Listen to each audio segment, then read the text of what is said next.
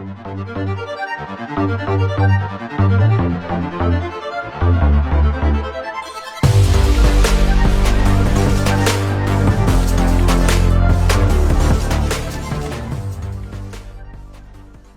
próxima entrevista é com a Márcia Kitts.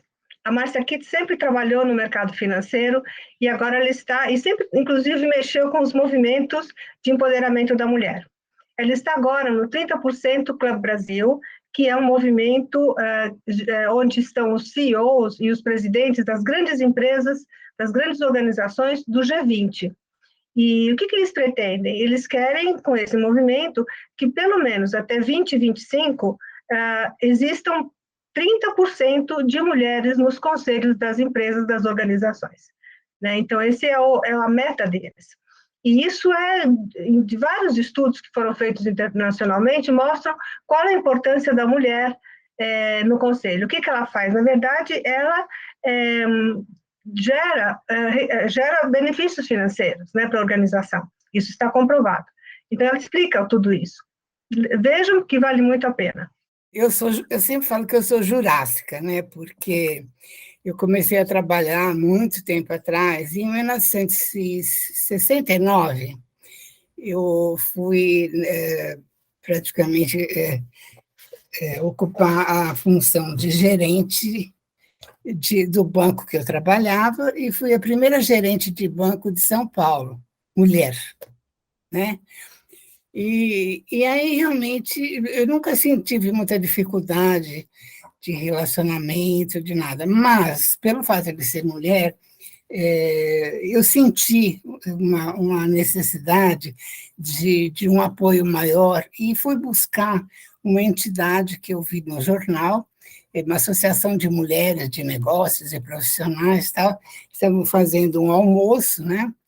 E tinha algumas palestrantes mulheres, tal, e eu achei que seria interessante eu participar de uma entidade assim, para conhecer outras mulheres e saber como que elas tinham chegado lá e sentir uma força maior, né? Uma união maior.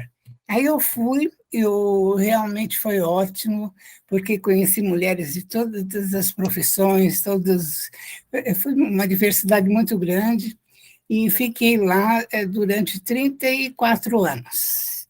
Eu presidi essa entidade 3 vezes, e na última eu realmente achei que precisava buscar uma coisa mais avançada, né?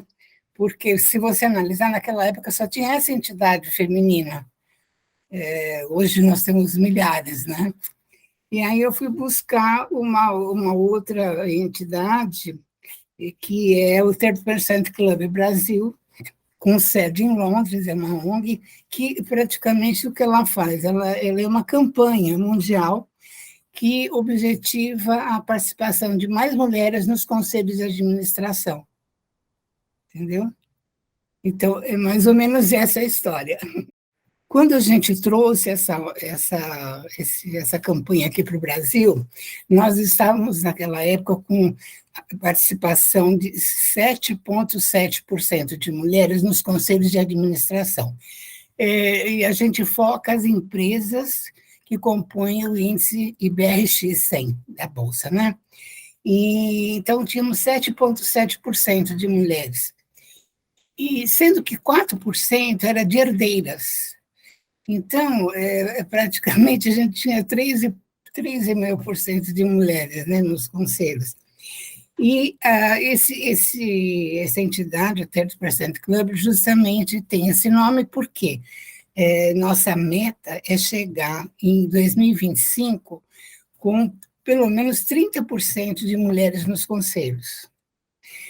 E esse número, porque está provado, né, estatisticamente, que a partir de 30%, você consegue ter uma massa maior para poder ter um valor, né? Então, o 30% foi o número escolhido, e a gente trabalha em função disso, né? Foi criada como uma campanha, então, praticamente, você vai dizer, bom, mas quando chegar no 30%, o que acontece, né? termina, não, a gente vai para 50, né? Então, que seria o ideal em termos de diversidade, né? Agora, enquanto isso, as coisas vão acontecendo e a gente vai, talvez, mudando os caminhos, ou pelo menos para poder manter. Então, o que que nós fazemos hoje, por exemplo? Nós fizemos parceria com quase 30 entidades voltadas à mulher, né? Então, tem várias entidades que hoje, por exemplo, como se diz, congregam várias mulheres, né? Por exemplo, na área de direito, na área de mulheres do imobiliário, mulheres do agronegócio, mulheres administradoras, entendeu? Mulheres executivas financeiras. Então, a gente fez essas quase 30 parcerias até o momento, justamente para que a gente criasse essa força, né? Porque sozinhos a gente não faz nada, né? E é importante porque, pelas pesquisas diversas no mundo todo, existe que a participação da mulher nos conselhos, ela traz um benefício, inclusive financeiro, sabe? E também que, justamente, ela propicia a participação de outras mulheres em outros níveis, né? Se levam. Então, o que acontece? Quando ela assume o conselho, ela tem como trazer outras mulheres para participar. E o importante é isso, é a igualdade, né? A equidade, que a gente sabe que o mundo inteiro hoje está buscando isso, né? Porque está provado que a diversidade melhora a qualidade do nosso trabalho, né? Existem diversos estudos nessa área, principalmente nós temos as Big Four, né, as empresas de auditoria, que todo ano fazem isso, e fazem muito bem, né? A PwC, por exemplo, que é a nossa parceira, faz esses estudos voltados à mulher, a Talents Executive Search também é uma empresa de headhunters, né? E eles fazem também o panorama da mulher. Então, a Deloitte faz uma pesquisa muito boa também. Então, tem várias empresas que fazem esse trabalho. Então, e tem também os estudos internacionais, né? A McKinsey, Catalyst, né? Várias empresas que fazem esses estudos. Então, a gente junta as informações, né? Confirma, praticamente a gente usa esses dados. Nós mesmos não fazemos, mas temos os parceiros que fazem, né? Nós fazemos um índice que, em colaboração, nos é ajudado pela PwC, que é o índice da posição de mulheres nos conselhos dessas empresas que estão na Bolsa, né? Então, como eu te falei, quando a gente começou era 7,7 naquela época, e hoje nós estamos crescendo devagar, mas estamos com 17% de mulheres nos conselhos, né? Nossa meta até 2022 era ter pelo menos uma mulher em cada dessas empresas, mas não conseguimos esse total. Nós temos até 2025 para conseguir os 30%. Vamos ver o que acontece. Você sabe o que é interessante? Eu fico analisando isso, né, da pandemia, mas houve um benefício também com isso, sabe? Porque, por exemplo, como é que você conseguiria reunir a quantidade de entidades parceiras, por exemplo, que você, sei lá, para discutir qualquer assunto, de uma maneira mais eficaz, mais fácil, um não pode, outro pode, é longe, trânsito.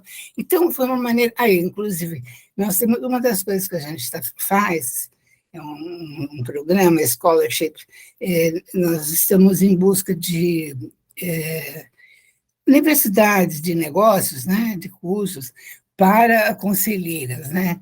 E esse programa já deu muito certo em alguns países fora do Brasil. E aí, outro dia, nós começamos, temos um grupo fazendo esse levantamento, tal, para a gente conseguir vagas para as nossas conselheiras, né? E aí a gente descobriu que na Irlanda estava tudo muito, muito bom, esse estudo avançado. Então, em 2 minutos, já marcamos uma reunião com a Irlanda, com um monte de gente, com gente em Portugal, nos Estados Unidos, outras aqui em São Paulo. Já marcamos uma reunião, trocamos ideias, tal, foi ótimo, já começou o planejamento, entendeu? Então, também teve essa facilidade, né? Eu acho que não podemos culpar a pandemia, e temos que ver o lado bom, né, que ela apresentou. Nós todas somos voluntárias, né? Nós não temos vínculo nenhum, e, inclusive, não temos funding para nada. Tudo que nós fazemos é justamente com as parcerias, é tudo voluntariado. Então, por exemplo, nós vamos fazer um webinar, né? Então, nós temos a Tecmac, tecnologia que nos ajuda a construir o webinar, a Bloomberg é nossa parceira aqui no Brasil e no exterior. Então, a gente... essa seria uma limitação, porque a gente não tem como planejar passos maiores, né? Porque não tem movimentação financeira nenhuma, né? Segundo, justamente por ser voluntariado, tem pessoas muito boas que nos ajudariam bastante, e a gente precisa de braços, né? Mas, por ser voluntariado, a maioria das pessoas que a gente imagina já estão muito ocupadas, então se tem dificuldade para conseguir pessoas de um nível que a gente precisa, né? Se a missão é chegar nos 30%, você diz, quando chegar vai fechar, né? Vai acabar a campanha, não sei. Não, a gente vai para os 40%, para os 50%, né? Também já não pode querer o total, né? Nós temos que ter um limite. Mas aí é o teu negócio, nada impede que depois de você construir toda essa estrutura, nada impede que você transforme isso numa outra empresa que dê continuidade, né? Tem os projetos, eu acho que tem tudo a ver, né? Tem tudo a ver. Quando eu comecei a minha vida profissional e eu fui promovida à gerência, né? Eu senti que logo no começo as mulheres tinham não ciumeira, não sei o que era, pelas outras mulheres que iam crescendo, sabe?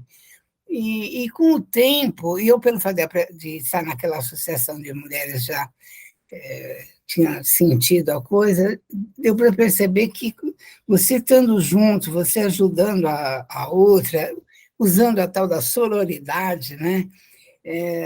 Você se fortalece, entendeu? E então, isso mudou, graças a Deus mudou. Então, hoje, você vê, tem uma infinidade de entidades de mulheres aí, mulheres que isso, mulheres que aquilo, mulheres... Uma infinidade de associações que foram criadas, né, grupos e tal. Então, acho que o principal é isso, é você ter um bom relacionamento, né? Você se unir a outras mulheres que têm o mesmo ideal, né? No caso de ideal, eu acho importante o seguinte, você identifica mulheres que vão somar e vão te ajudar entre aquelas mulheres que eu digo dão passagem, né? Quando você está dirigindo, dificilmente a mulher deixa passar, né? Eu não, eu sempre deixei passar, sempre, mesmo não sendo obrigatório, sempre deixei passar. Então, eu acho isso, que a mulher que dá passagem para as outras, ela consegue um resultado melhor, né? E outra coisa importante também é o seguinte, nós não temos essa imagem de que a mulher está contra o homem ou lutando com o homem. Não, não, pelo contrário. Tem que somar, né? Um complementar o outro e não agredir, não competir, não é verdade? Então, tem inúmeras mulheres aí que devem praticamente todo o seu sucesso a grandes homens que deram passagem para elas, né? E, quer dizer, o conselho que eu posso dar é esse, que tenha muita garra, muita determinação, que realmente queira lutar por isso, né? E, e confiança, e a gente chega lá.